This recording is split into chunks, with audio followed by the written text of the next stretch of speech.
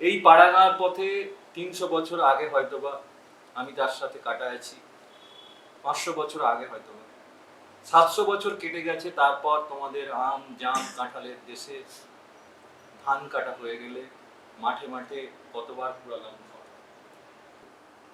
সেখানে সবুজ ডাঙা ভরে আছে মধুকুটি ঘাসের অবিরল। সেখানে গাছের নাম কাঁঠাল, অশ্বত্থ, বট, জামরুল, হিজল। এতদিন আকাশের চিলগুলোকে কত যে দূর মনে হতো, আর পায়রাগুলো যেন শহরের গম্বুজ শির ও ছুঁতে এক মতো না। তারাও যেন কোন অন্য প্রেমের আস্বাদ পেয়েছে।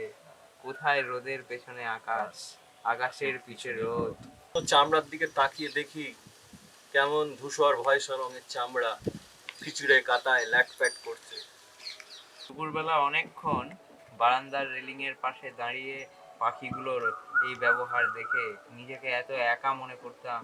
এই বন্দর, এই শহর, এই কলকাতা এত অবাস্তব মনে হচ্ছে। এক একটা পায়রার সাদা ডানা টেলিফোনের তারের ঢের ওপরে, ঢের ঢের ঢের ওপরে রোদে নীল আকাশে কেমন নিমজ্জিত হয়ে গেল। আছো কেমন? এরপর ট্রামের লাইনই বাকি, আর টেলিফোনের তারই বাকি।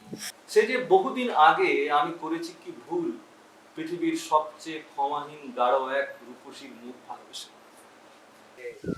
তোমার আমার মাঝে অনেক পাহাড় আছে, রহি আছে অনেক সাগর। বাহির হবে না তুমি যতদিন তোমারে খুঁজিয়া আমি রহিব বাহিরে।